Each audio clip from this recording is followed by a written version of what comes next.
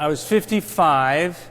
My wife sent me this card, and I just had to bring it and show you. Ready?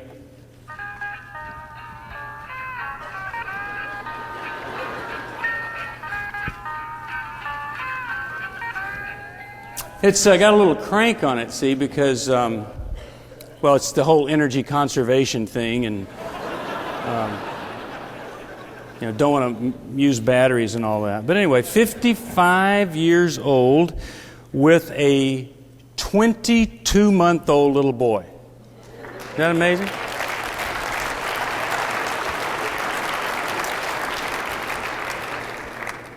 His name is Solomon. He's our first Jewish child. And we're excited about that, and it's going really well. We anticipate we will have him out of diapers before I go in. Yeah, I think so. I was in the supermarket the other day, and this little woman was there, and I had a little badge on. I said, "Excuse me, could you tell me where the diapers are?" And she looked at me and said, "Well, it all depends."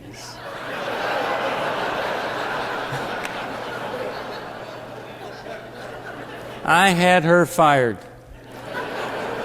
No.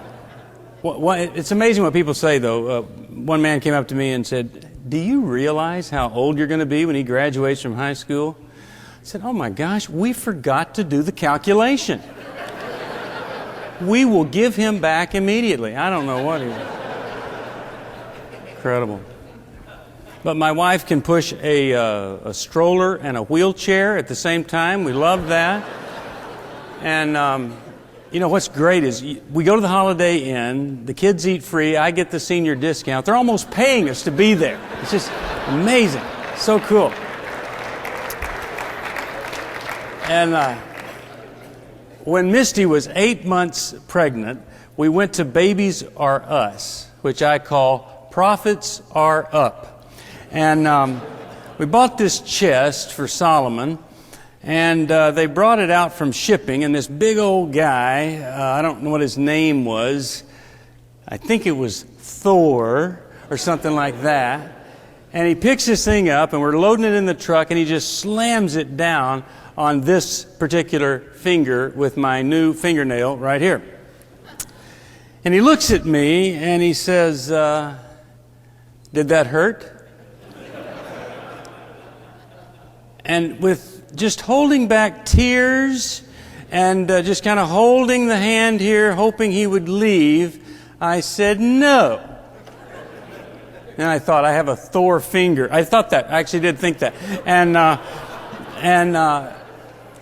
then he runs back. He goes back inside. And when my wife comes out, I'm out there saying words you would not find in the Old Testament or the New Testament. Well, some you would find in the Old Testament. But anyway, it was the most painful thing. And here she was 8 months pregnant. I make this stupid comment about pain worse than childbirth. And it was bad, I tell you. I talk for a living, and it's going to cause my death one of these days, I'll tell you. But, it got me thinking that a lot of us, when we experience weakness, or when we've been wounded, rather than just want to share that with everybody, it's almost like the first inclination is to hide that and not let anybody else see it. And we just, suffer in silence. And we just want things to get better. And, if we wait long enough, pretty soon that secret digs a rut right into our soul. And the whole time that we're living in a rut. We redecorate the rut. We make it more comfortable, but we don't really ever get out of that rut. And sometimes, and you may know some people like this, you say, well, let's see, they do all the same stuff. They do all the things that don't work. And they live exactly like they always have lived. A victim. Well, there's some benefits to being a victim, isn't there? If you're a victim, you get a lot of attention. It's just not guaranteed that everybody that looks like they're wanting to get better really does. In the 5th chapter of John, Jesus is in the midst of a bunch of very sick people. It's at a healing pool where the rumor is that when the angel of the Lord comes and stirs the water, whoever's first one in is healed. And by the pool is a man who does not walk, who's been sick for 38 years, and Jesus walks right up to him and asks him what could be considered a rather absurd question. He says, "Do you want to be healed?" Now think about it. He's at a healing pool. He hasn't walked for 38 years. Why would Jesus even ask somebody that question? Well, maybe this man didn't want to be healed by Jesus. Jesus was a bit of a controversial person at that time. Or maybe he had grown so accustomed to being in the presence of other kind of sick people that he didn't really want to move beyond it. And so from this story, I believe that healing really is a choice. It's God's choice, but there are things that we must do to experience that healing in our lives. Whether we are struggling with lust after something that is not ours, or if we're struggling with resentment and bitterness that is destroying our soul as well as the relationship. Whatever it is, if we have truly gotten stuck, we can always find truth in God's Word to establish a whole new way of life. In the book of 1 Peter, the 4th chapter, the first few verses read like this. "So then, since Christ suffered physical pain, you must arm yourselves with the same attitude He had, and be ready to suffer too." Now, when you became a Christian, did you sign up for suffering? I don't know of too many people who, when the pastor's down at the front, I'm Southern Baptist, so I went down to the front about 18 times. I don't ever remember the pastor saying, "Come on down here and sign up for suffering." It was all about how good things were going to be, how much better my life was going to be. And then I found that my life was actually more difficult once I became a Christian. I couldn't cheat on my taxes. I only had 90% of the money that I could spend. I mean, there were all sorts of major inconveniences to being a Christian.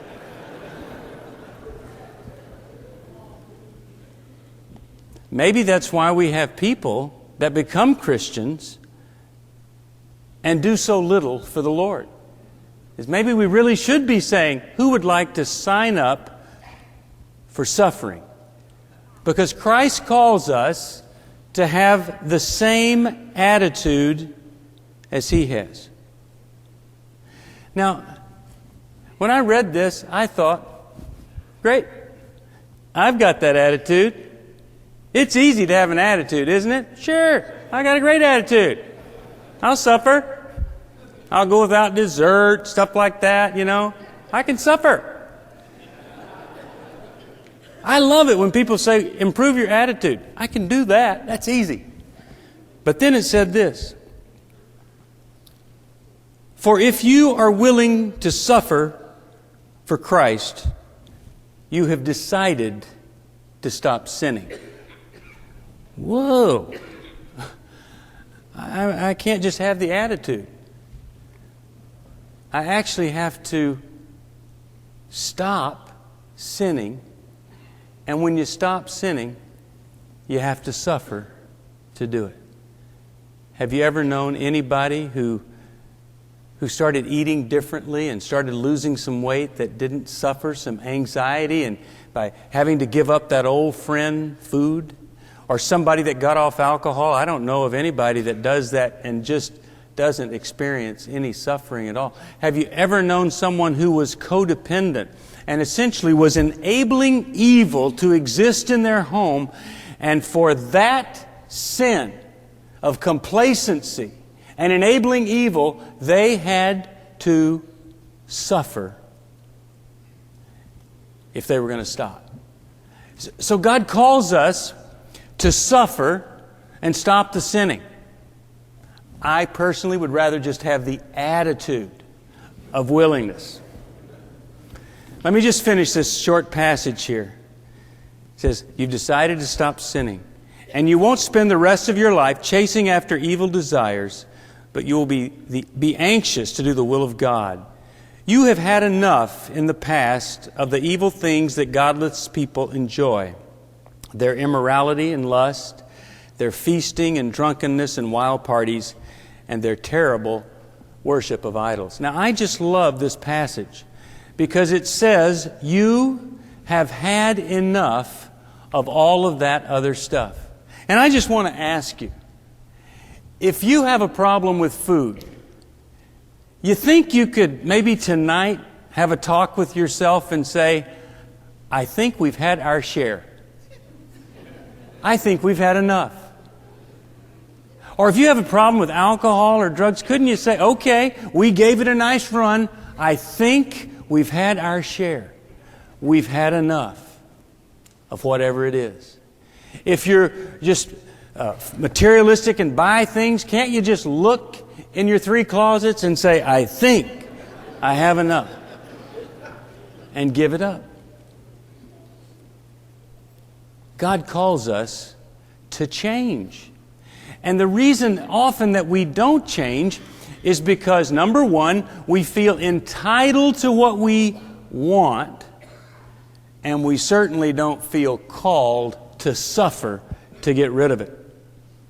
How often I have heard men say, well, she didn't want to be sexual, so I just had to be a man.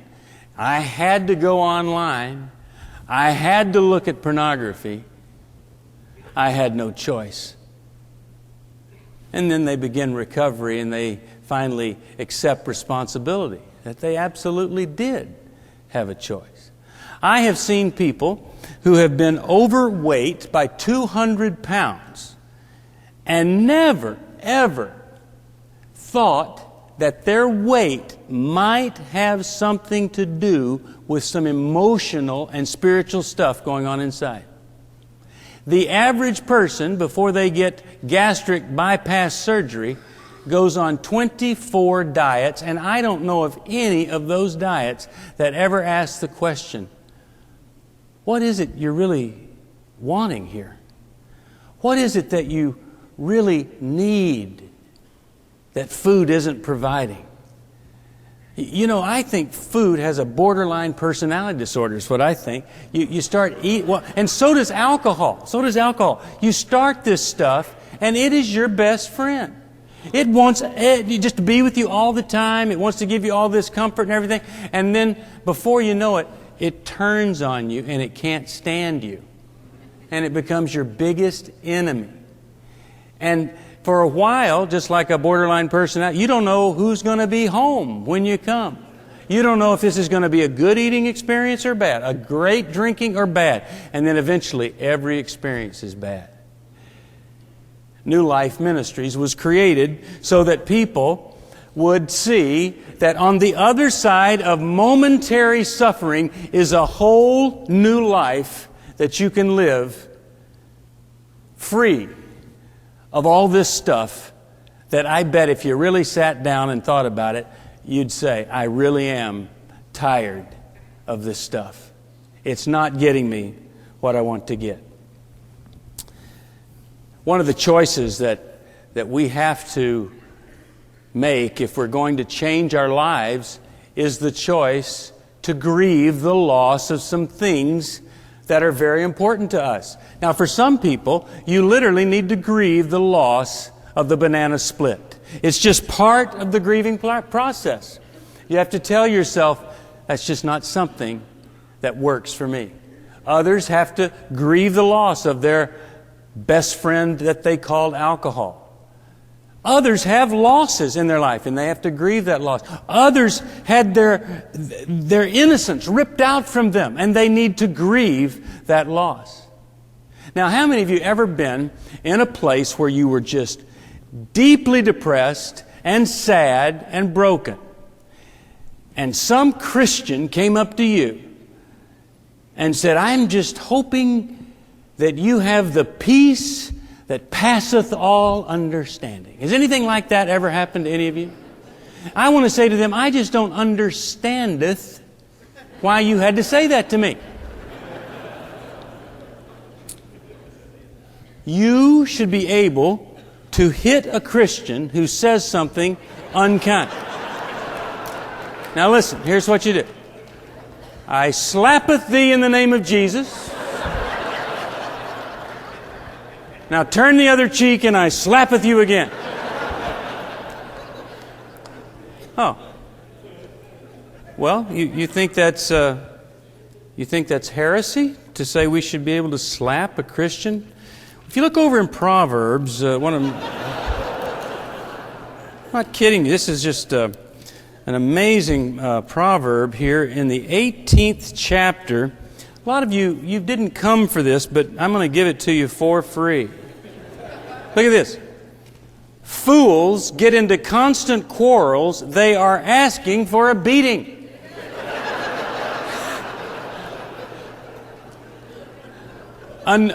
Another translation says, the fool's mouth stirs up trouble and demands to be beaten.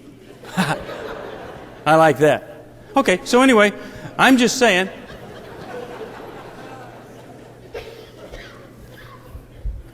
I don't know why that is, you know. Isaiah 53:3, speaking of Jesus, says he was a man of sorrows and acquainted with grief.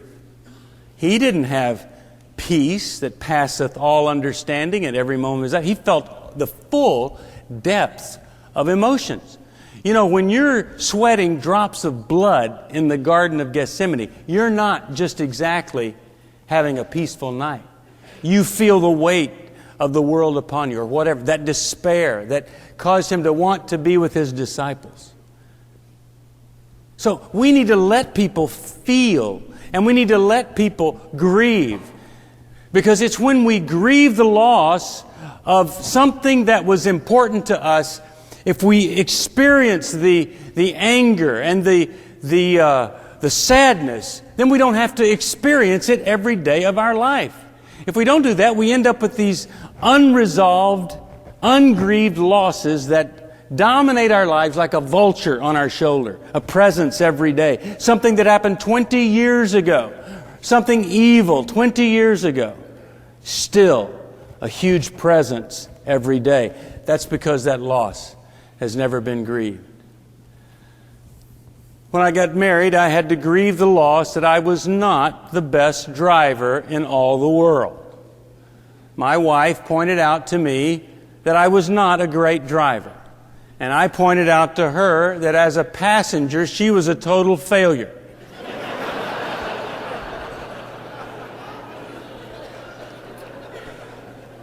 I would hear that dreaded sound that every man just absolutely hates to hear.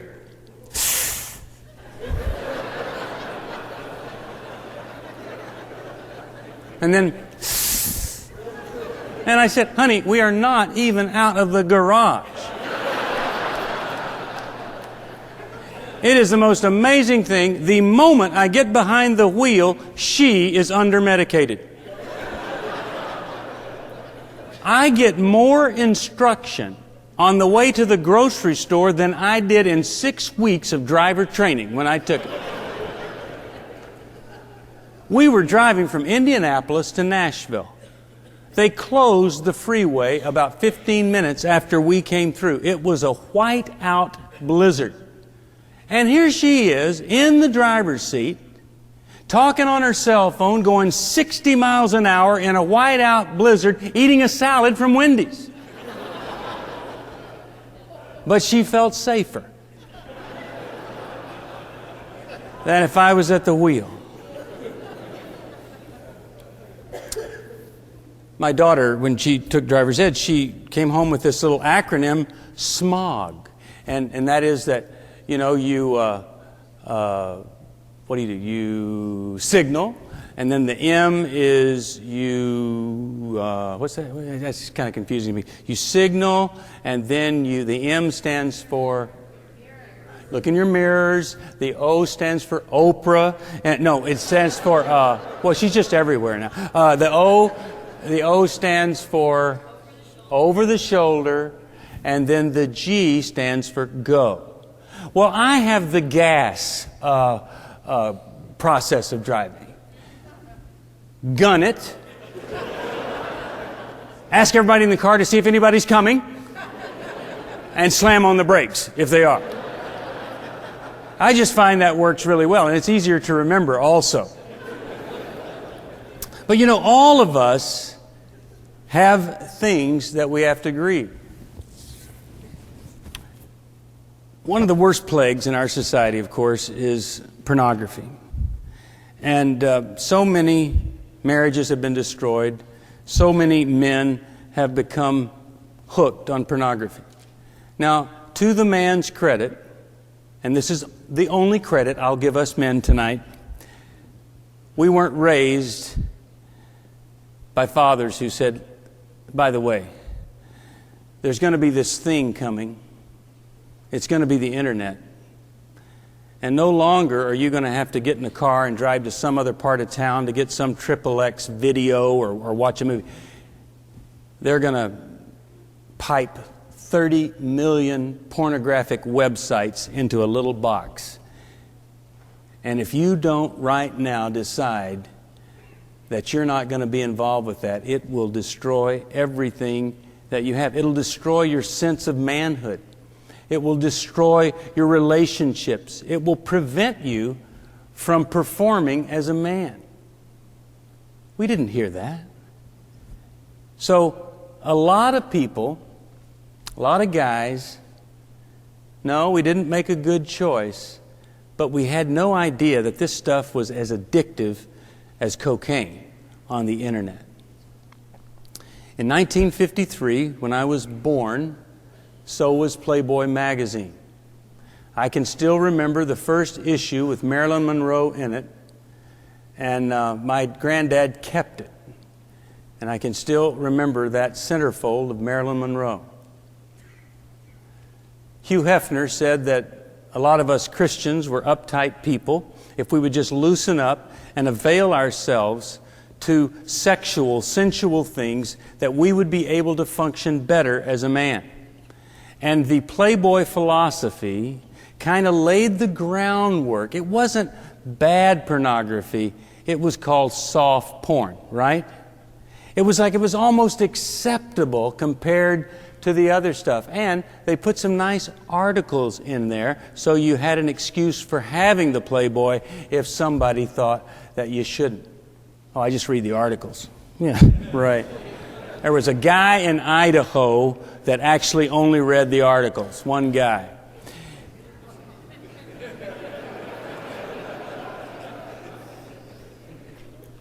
Some anti-porn activists came along and said, you know what, if we don't stop this, this was back in the 60s and 70s, if we don't stop this, men are going to be so sexually stimulated by all this pornography that women will not be safe on the streets, the rape incidents will go up, and wives will just be treated like animals and just be, you know, the man will just want sex all the time. That's what they were afraid of. But you know what happened? The more that people got into pornography, the less they were able to perform with a real live human being. You know, for a man, a naked woman used to be a pretty cool thing. But once addicted to the internet and all of the things that are there, it just doesn't satisfy. I have a very good friend who married her high school sweetheart.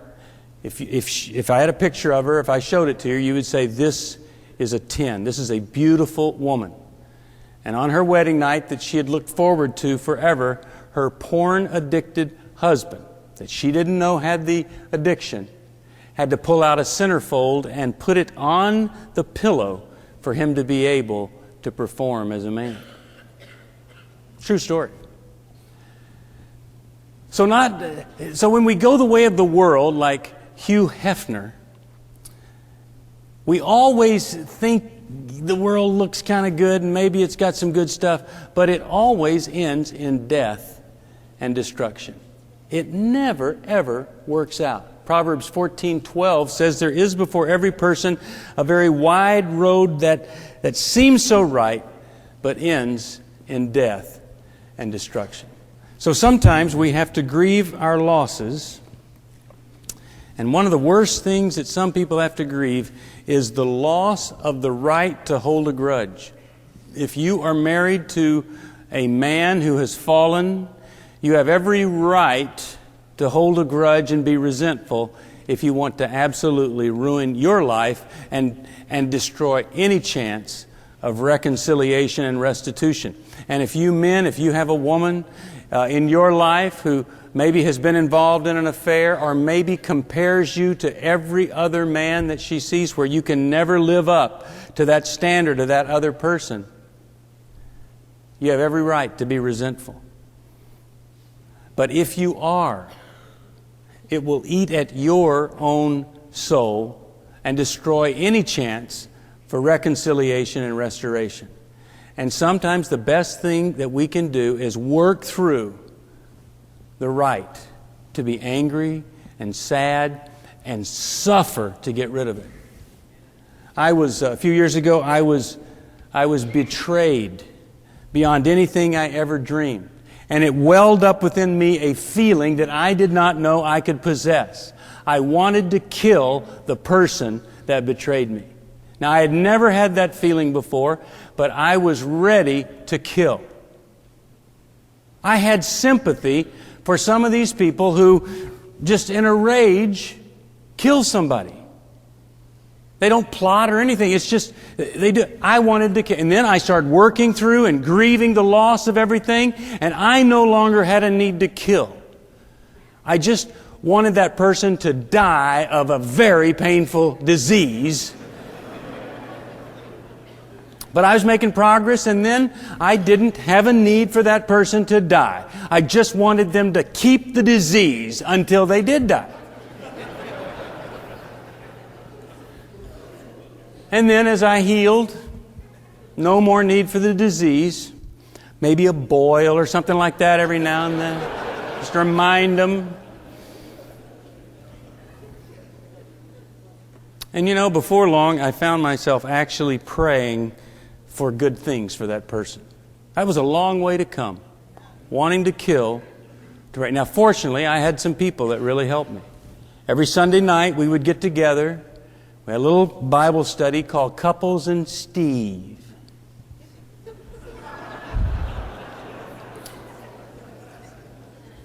And we would meet and have Couples and Steve, and they would let me work through those emotions that Jesus Christ experienced because He was betrayed.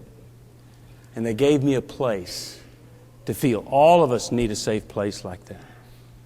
And you know, once you grieve all that isn't, once you let go of the things that never will be, the things that are not good for you, the things that you can say, I think I've had enough of that in this lifetime, then you can do this amazing thing, and that is to embrace the reality of what is there.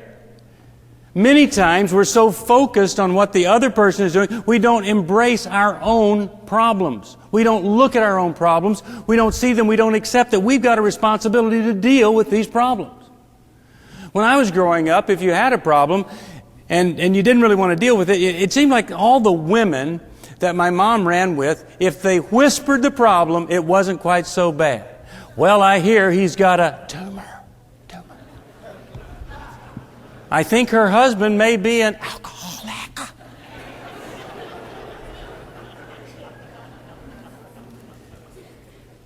I think she's having an affair. You ever know anybody like that? It just cracked me up, I'll tell you. Like they weren't really gossiping if they whispered. Or they made it a little bit better. All of us would like to Just act like our problems aren't there and then hope that one day they go away. But you know what? When you have a problem and you act like it isn't there, the problem doesn't go away. You go away.